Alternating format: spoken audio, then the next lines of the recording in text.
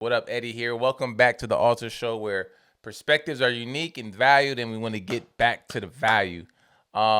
Today, I kind of wanted to just start up the topics or the topic to be just kind of what's important in my community.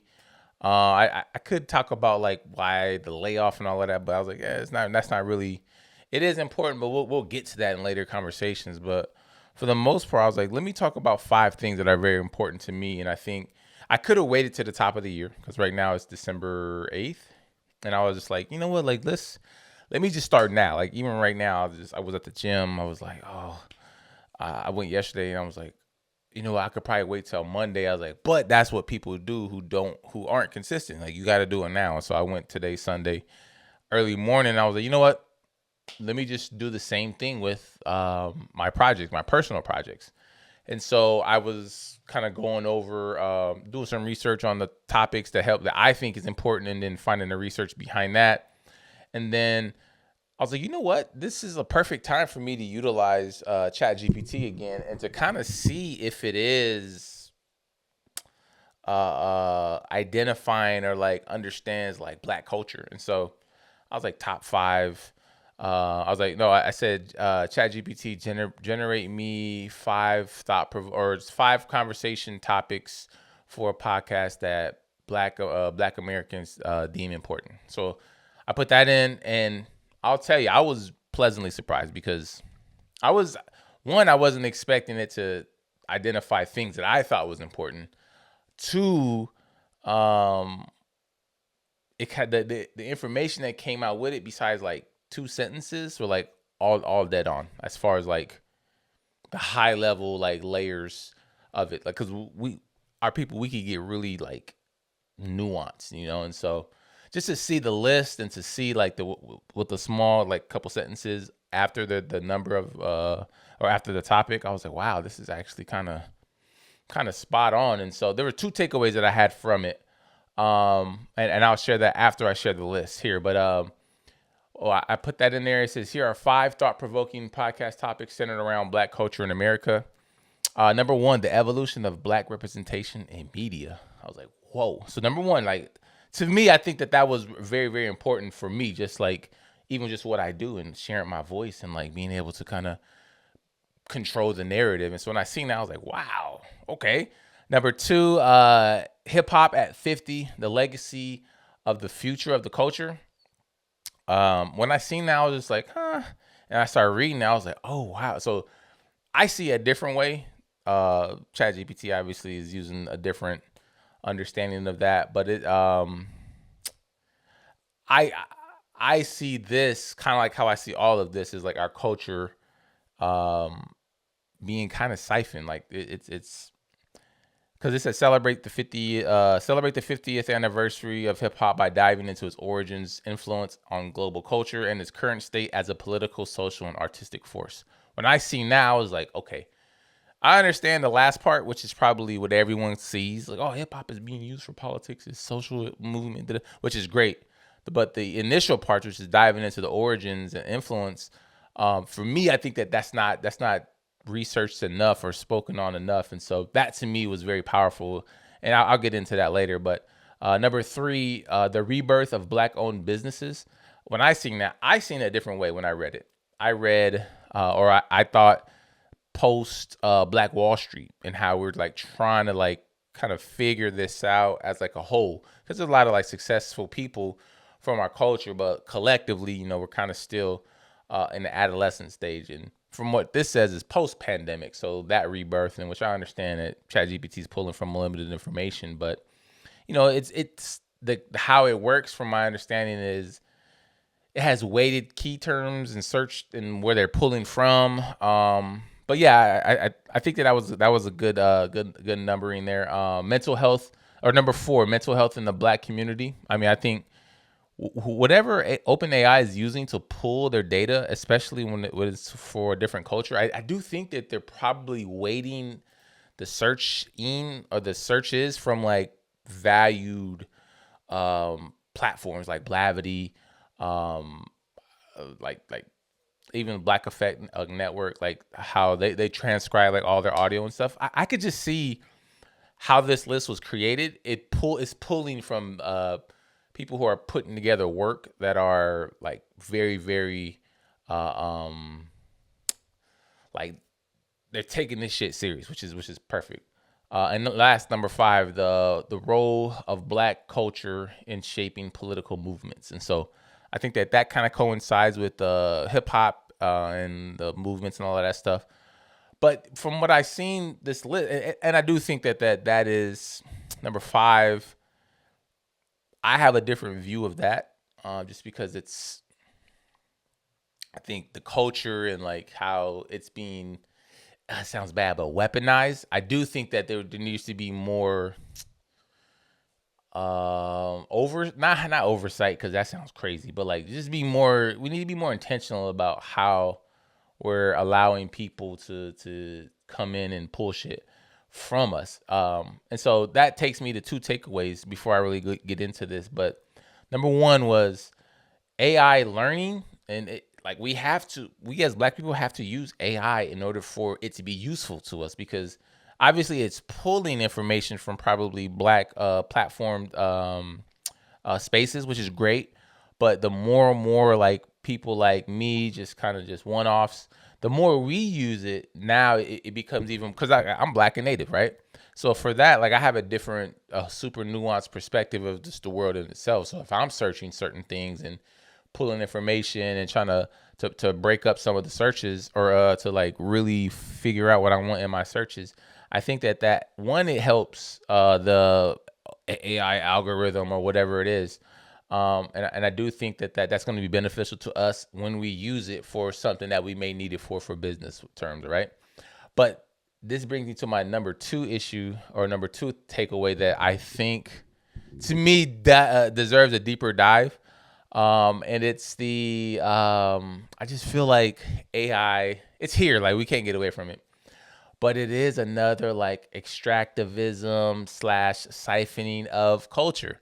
I feel like everyone sees commercials that be having hip hop shit in it, and like have Black people singing and dancing and doing some shit, and we look like, oh, this shit is corny, because that commercial, the treatment of it, or whoever did it, there probably weren't a Black a marketing director behind it. It probably wasn't someone from like someone was doing it, or someone was that had the strategy behind it, and they just kind of like, yeah, we seen this with a Coca-Cola commercial, we seen this with whatever, and they kind of just did their own thing, and it's not really us, you know. And so for me, I guess that's one of the, I guess, a fork in the road for me, that I'm just like, yo, what the fuck is this? Like, it does get to me a little bit, because you know, I would like to be represented well. So even number 1, the evolution of Black representation in media, I think that alone explains why I feel that way, is because how I even got into creating and all of this, it was because my voice wasn't captured. It wasn't elevated. It wasn't amplified in a way that people can hear what happened at this incident in Standing Rock where we got arrested. And my buddy he was speaking with someone, and they knew someone at New York Times, and they were like, hey, do you want to do a quick interview? And he was like, no, I'm not doing it. Eddie, you want to do an interview with the New York Times? He's on the phone with him. And I'm like, what? I'm not about to represent 500 tribes. Do you know what I mean? And I'm thinking, I'm like, someone's going to do an interview with them, or something. Something's going to come out and tell us what's really happening, because they said we were trespassing and destroying property and stuff, and that didn't happen. But we got arrested on some bogus charges. And I'm thinking someone's going to speak to it, because there's no way they're going to lie about that shit. Come to find out, so New York Times ended up not putting anything out. But there was something in, I think, the Bismarck Tribune, or whatever the fuck the name is there. I don't even know what it is. I don't know why I said Tribune. But they put something out, and they didn't say this, but the way it was written, it was like, they didn't say activists, but the way I when I heard it, I'm like, wow, they just called us savages on the road fucking shit up. And I'm like, what? And before we went out there, it was just our elders, they were kind of like praying over it, and they were like, hey, remember why you're going out here? We're going out here to pray. So be in prayer. The ancestors are with you. do not. They didn't say don't do anything crazy, but they were just like the ancestors are with you. So when I hear that, and I'm native in Omaha tribe, and I have all these ceremonies that I've been a part of.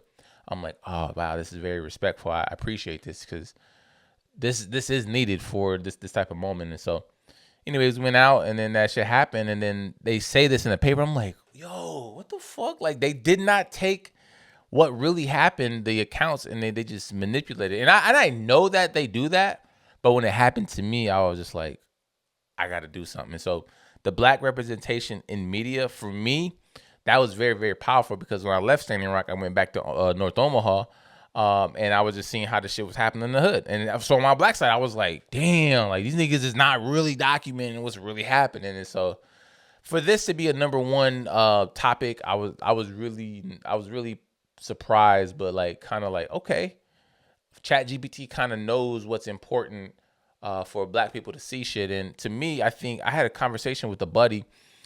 He didn't get the whole Black Panther thing. He was like, yo, Black Panther movie was okay. And this is right when it came out. He was like, it's okay, bro, but like why is everyone making this a big deal? So he was seeing on social media how it was like getting blown up. And I told him, I was like, all right, I was like, this is a perfect question. And I was like, and I could have reacted like, yo, you're being da da da da da. I could have like really lashed out at him, but I took it for what it was. He was just asking the question, and I was just like, so or like, wait, I was like, who is a superhero that you like looked up to when you're growing up? I was like, Superman or Batman? He's like, yeah, Batman. I was like, okay, so Batman. Like, I was like, you didn't see anything different from me. I was like, kids now will be able to be like, oh, I want to be like a Black Panther. And he's like, okay. I was like, yeah, but they're black, and Black Panther's black. Superman was white like you. He was like, oh. I was like, yeah. It's like it's so small of a detail for a person who's not even like paying attention to shit like that. But for us, it was like this, like it's a huge budget. I mean, and then it's a I don't even know what the movie is like, but it's a top tier movie. But like that type of shit to happen, we really stepped out, and like I seen that bitch 3 times in theater, and I was just so like happy. I was like, what the fuck? And then he's like, hey auntie, like, so those subtle nuances that Ryan Coogler was able to kind of add to the movie, and then they letting the actors hoop and say some things in there, like to me that was like such a beautiful moment, right? So to me, number one, that, and I guess I could just use that little Black Panther small story, but that shit is valuable to us. And so for ChatGPT to put that as number one, I was highly again surprised but happy. For me, diving into number 2, celebrate the 50th anniversary of hip hop by diving into its origins, influence on global culture, and its current state as a political, social, and artistic force. And so when I seen that, again, I said earlier, I agree with the bottom part. I think a lot of people understand that, but I think that what's missed is diving into its origins and influence. That to me is where, so I'm like a hip hop head. All my little nephews and even some of the homies call me like a hip hop uncle. Like, oh, you an old head. You an old head now. You're like, and I'm like, yeah, you're probably right. Cause I definitely, I value more if you write your shit, lyrics, storytelling, taking honor in what you're doing. I value that, right? But I think the origin of hip hop and how it was like this, not rebellion culture, but like we were creating shit with the lack of resources, right? And now it's this, I would say probably it's a fucking probably $1 trillion industry, because all these big companies like McDonald's, Coca-Cola, everyone, they use the culture as like a theme for like their marketing. Like, oh, this could be a hip hop theme. Like, so to me, for them to use it like that, I think that it's being abused, because it's like you're addressing or you're utilizing it to do something for profit, but a lot of the people who come from that culture, we don't have resources like that, or we don't have resources in general. But I don't know. I think that when you use something, that there should be some reciprocal relationship with it. But I have a different perspective on it. But I do think that how we have to be resourceful, or with the lack of resources, we are very, very, very creative. And so hip hop is a form of that. Just like, when the cooking in the South, right? After slavery or whatever, we were given the slops. And for that, we make soul food.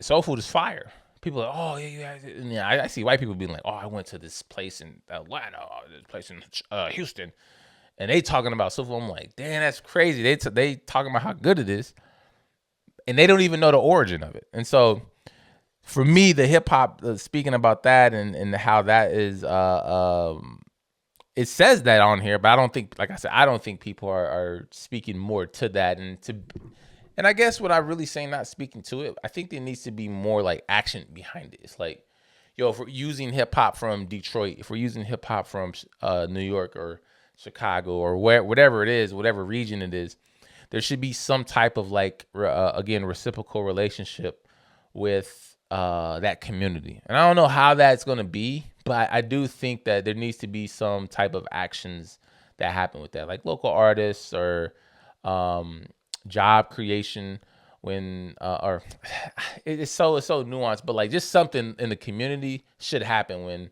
these huge fucking corporations use the culture like that. And again, I'm thinking in a perfect world that could be a thing, but that was one of my takeaways from this listing. We can go even deeper into that topic, but that's just kind of where I'm where I was at on that. And again, the political, social, artistic force. I think we understand that. Like, that to me, I think people utilize and talk about that more often than the beginning part of it. But moving to number 3, the rebirth of Black-owned businesses. So again, what I heard when I thought when I read this was how Black businesses, like the environment post Black Wall Street, the Tulsa, like all that shit happened. That's how I seen it. So I'm gonna read off what this says. Highlight the resurgence of Black entrepreneurship post-pandemic, focusing on innovations in tech, fashion, food, and art. Share success stories and challenges from Black-owned businesses thriving in today's economy. So that's actually what my podcast was kind of pretty much all about. It was about specifically creativity, some of the things that you learn, how'd you even get into your space. All my past guests, DJ Riri, Abiola, Eric and Johnny, how they got into like what they're doing. And for me, when I read it, the rebirth of Black-owned businesses, I was like, oh, this is good to talk about. Like, this sounds so like not corny, but how do we collectively, as a whole, holistically, how do we do all this? And it's hard to obviously do that because, everyone doesn't agree on certain things. But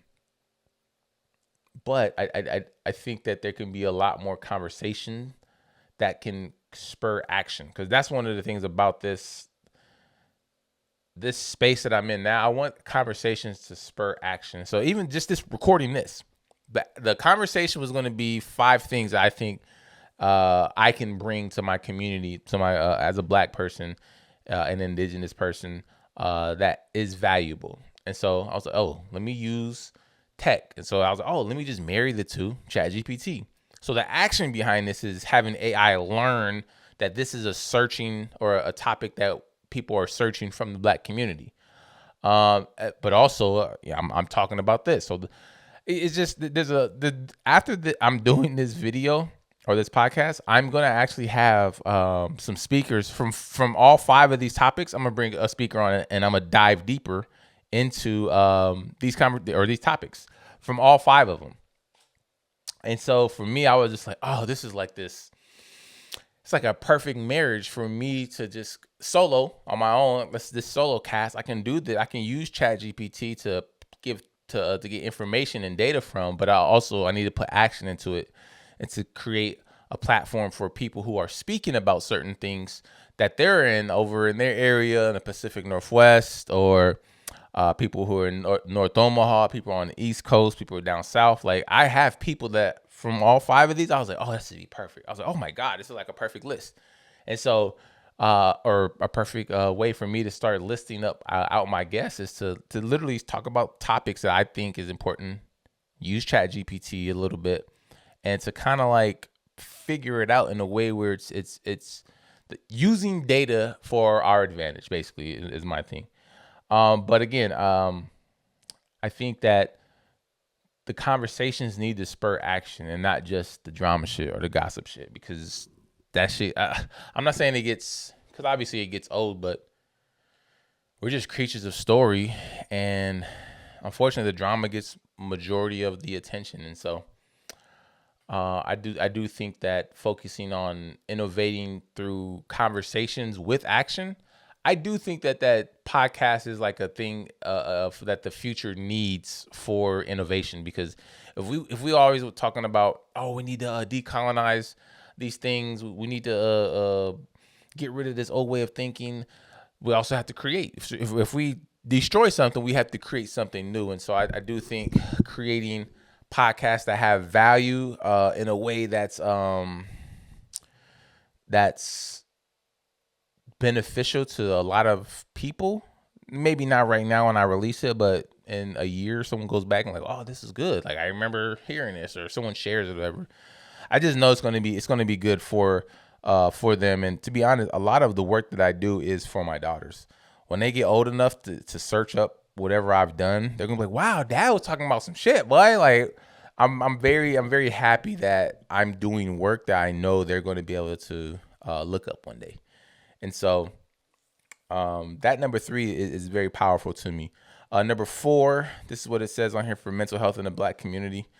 Discuss the stigma around mental health in the Black culture, the importance of therapy, and how celebrities and advocates are shifting the narrative towards self-care and wellness. And so I just think that that's like, it's becoming probably the fastest growing search term for Black people. I literally made that stat up, but the more people that I talk to about it, because I kind of post about it here and there, I feel like they're like, yeah, I started getting into this, and then I realized the barbershop was my therapy. And that's something for us as Black men, like we didn't realize that we needed that until the pandemic happened. Like, oh, bro, I wasn't with the bros, we was just and I'm not saying that that's when it became imperative for me, but there were certain things that was happening that I was just like, wow, like what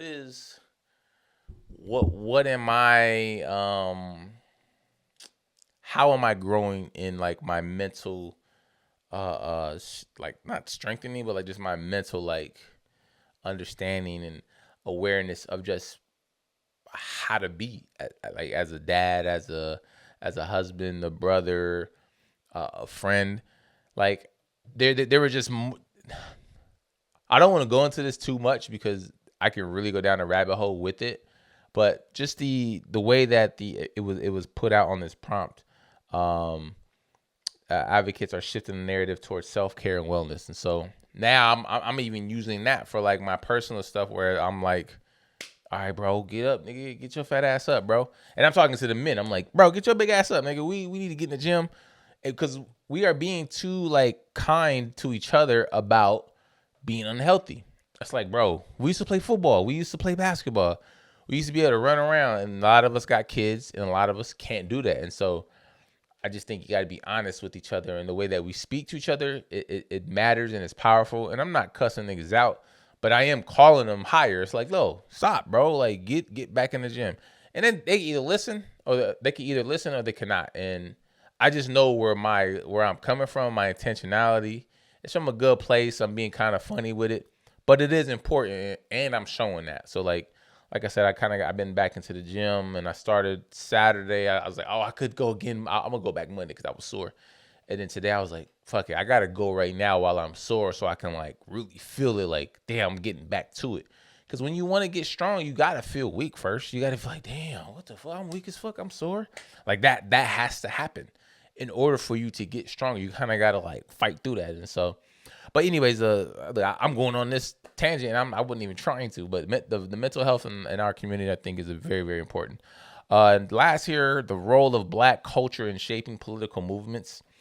This is where my, again, my two issues with it was the siphoning. Because I do think that Actually, let me read this. Analyze how Black culture has influenced movements like Black Lives Matter and voter mobilization efforts, and the role of artists and creators as modern day activists. I think that this is natural. We naturally do that shit through creation. We create, and we've always kind of have from.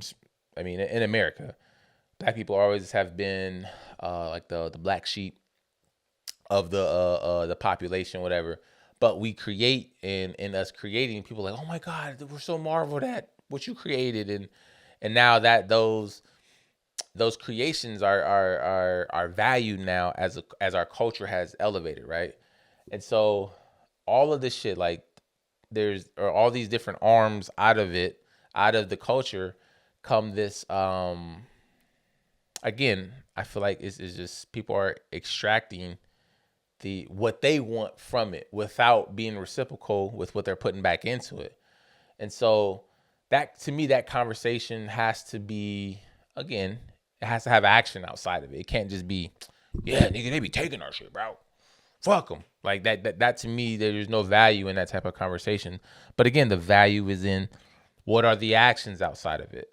And so for me, I could talk down on these movements, these groups that have done things that white people use. Like they'll literally be like, well, like Black Lives Matter, and they'll use it to like act like it's this like, yeah, you can't do that because they did that, and so that's why we don't want to give y'all money. It's like they're seeing it in their perspectives, and then we have like a nuanced perspective of it, where we understand what it means to us. They see it a different way, and even how we see it for us can differ. You know what I mean? And so like, because some people don't even know how nonprofits work. Some people, they see nonprofits as bad in the Black community. Some people like, oh, they need to be.